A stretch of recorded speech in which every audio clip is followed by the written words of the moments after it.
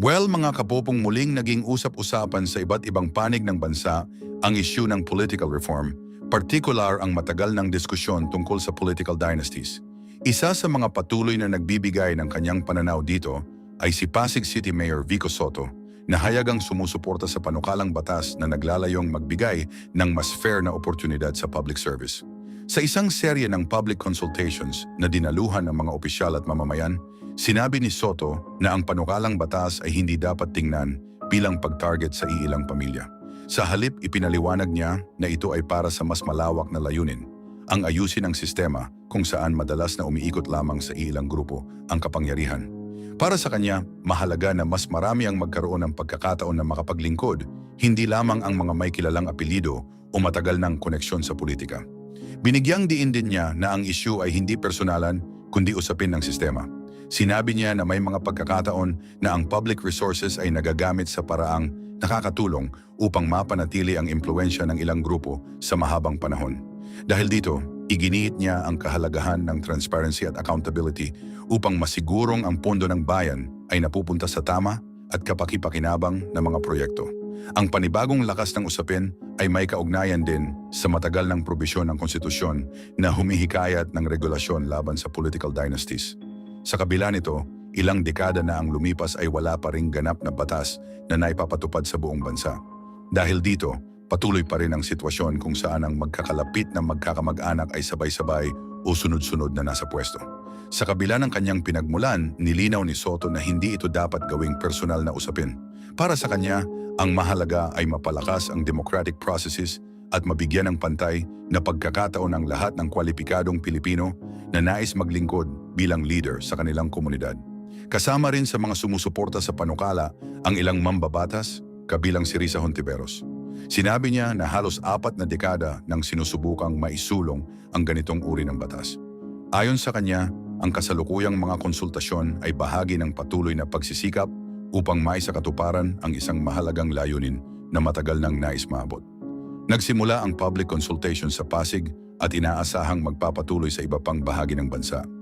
Layunin ng mga ito na marinig ang iba't ibang pananaw mula sa mamamayan, eksperto at mga lokal na opisyal.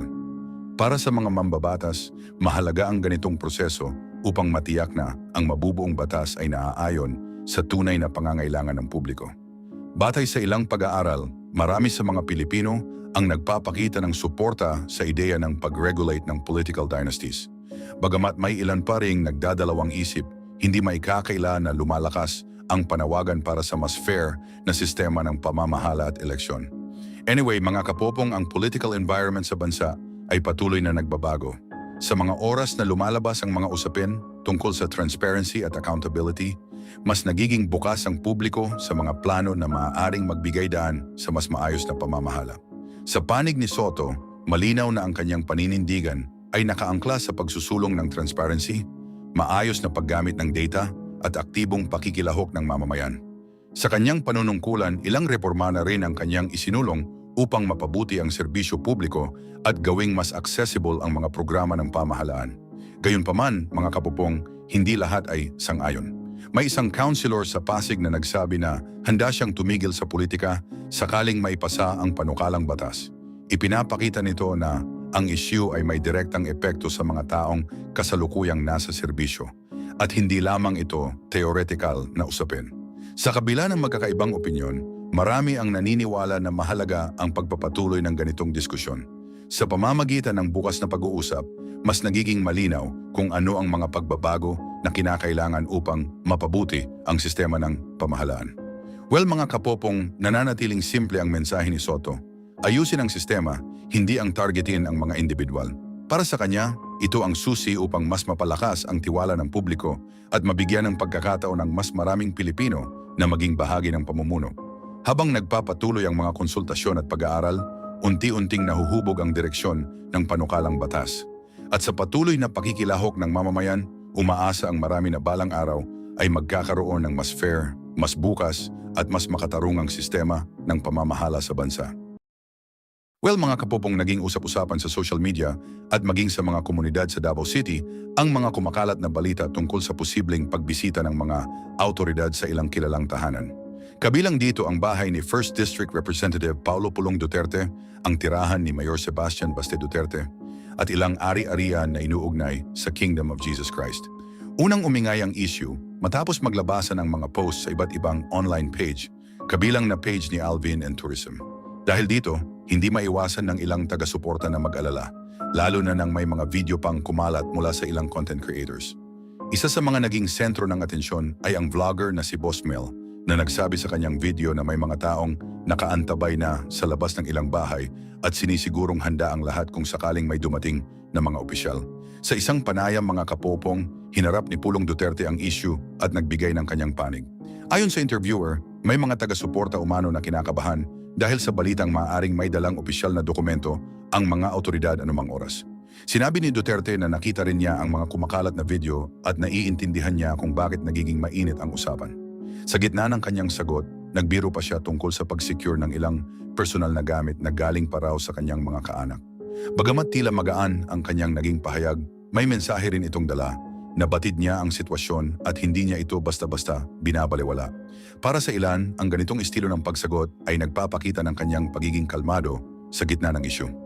Mga kapupong, hindi rin niya pinalampas ang pagkakataon na magbigay ng mas malawak na pananaw. Sinabi niya na napapansin niyang tila nasasanay na ang maraming Pilipino sa malalaking issue sa pamahalaan.